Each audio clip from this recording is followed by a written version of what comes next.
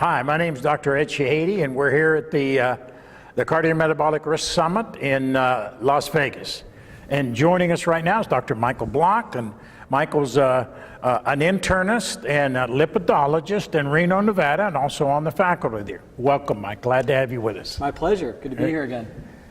Mike, you of course, you're very interested in lipids, and I know you just participated in a panel that was discussing advanced lipid studies. Are they good? Should we do them? What do they cost, et cetera? You want to enlighten us on some of that? Sure. Well, we had it was actually a debate that was started last year at this meeting. Right. And there was a lot of discussion about whether or not we should be emphasizing advanced lipid panels or not emphasizing advanced lipid panels. Advanced lipid panels are looking at additional things beyond the traditional lipid panel, like particle size or ApoB concentration or lipoprotein A. Right. People call them advanced or evolved lipid panels. And so we decided we put together a little debate. It was a lot of fun as to whether or not we should be routinely using these in care. And I'll tell you what, it was a great debate. We asked our two participants to take some extreme views, probably more extreme than either of them believed. But I think at the end we were able to come up with a set of core principles about advanced lipid testing that made a lot of sense.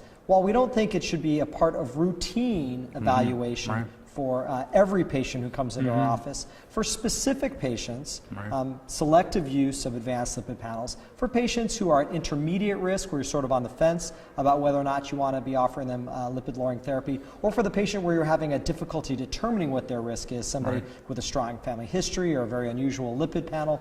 In those individuals, it may make sense to do advanced lipid testing as part of, not all of, but as part of risk assessment.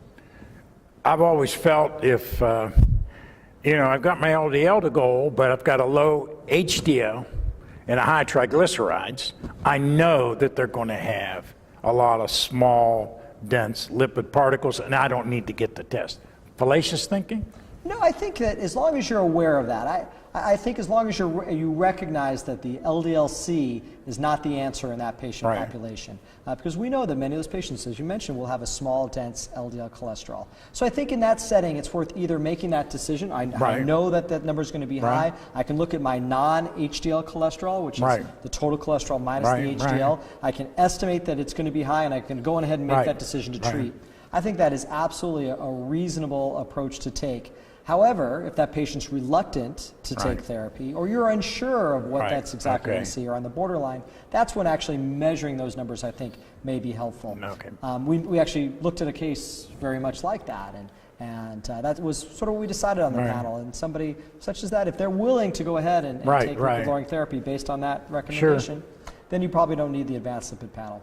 If they're a little bit unsure, or you're a little bit unsure, it can add to your So it helps do that. Okay, so and you got the patient, I got their LDL down where I wanted, it's 70, but their HDL's low, their triglycerides are high, maybe 335 HDL. What do I do? And I've already hit the maximum dose of the statin. What do I do? I think that's a great next question. I think we all agree, and if you look at guidelines around the world, all agree that getting that patient on intensive lipid-lowering therapy with a statin is something we can all agree on. What to do next if their lipids aren't quite where you want to see them, I think is a matter of some debate. Different organizations have looked at that answer differently, and I don't think we have a lot of consensus, even in this country, between American Heart Association, National Lipid Association. I think that if you have a patient that doesn't have a lipid panel that you're comfortable with, either traditional or advanced lipid panel, it makes sense to at least consider other medications as add-on therapy. And we do have some data, not definitive data, but some data from subgroup analyses of certain studies that adding particularly a fibrate, but maybe even nicotinic acid in subsettings, in that subset of patients who have profound metabolic syndrome may offer some benefit. So do we do that? Because I guess we've had a couple studies come out that said it does nothing to change events. Do you still do it? Do you advise our audience to still do it? Once again, if you look at subgroup analysis, particularly of the fibrate studies, we do see that it helps those patients. So I consider it. I always tell my patients that I have a very strong recommendation that's saying they take a statin. That's a very strong statement that's supported by everybody out there, every organization that's looked at this, and I absolutely feel very strongly they should be on it. I feel that perhaps they should consider an additional drug. Right. When I tell them that, that's my secondary recommendation, not nearly with as much strength, and that's something we can have a conversation about. Sure. And really gets into patient preference and how they share in that decision making, I think is really important. Okay. Talk a little bit about HDL and dysfunctional HDL. We used to really believe raising it was really important. Some studies that say, in fact, it may harm them. So you want to tell, is it of any value to artificially raise HDL? That's a great question. HDL is certainly a risk factor. We know that people who have low HDLs are at higher cardiovascular risk. Whether or not it's a target of intervention, as you said, though, is still an open question, despite years and years of research into these drugs. I think that HDL is a very different molecule than LDL cholesterol. HDL actually has to do something, as you mentioned. It has to have a function. It takes part in reverse cholesterol transport. So how we raise HDL probably matters as much as if we do raise HDL. And there's been some strategies that have been tried that raise HDL without increasing its ability to take part in reverse cholesterol transport, and they haven't been effective. So, I'm not sure that any of the therapies we've looked at so far are really the answer. That doesn't mean we should be looking at, it doesn't mean that there's no role for HDL therapies in the future. We just need to find the right therapies. Well, we see what traditionally the old seesaw of triglycerides and HDL. So I treat their diabetes, their triglycerides come down, the HDL comes up. Sure. Do you think that's increasing HDL function, or just it's a good idea? I think that the HDL that's produced through weight loss, through diet, through exercise, we know that those patients have a reduced cardiovascular risk, and we know that that risk is reduced more so than you would think just by looking at their LDL cholesterol. So I do think that that type of HDL improvement is beneficial. Including my glass of wine per day? Probably even including your glass of wine. It's a few extra calories, it's some sugar. But, most studies, I think, show that, at least in observational studies, 1 to 2 glasses of wine for a man, 1 for a woman, probably has cardiovascular benefit. All right. If we're talking about LDL and LDL goals, which you and I were talking about, of course, the American Heart, ACC, came out with their recommendations. We don't need a goal. So what do you feel about that? I think it's an interesting question.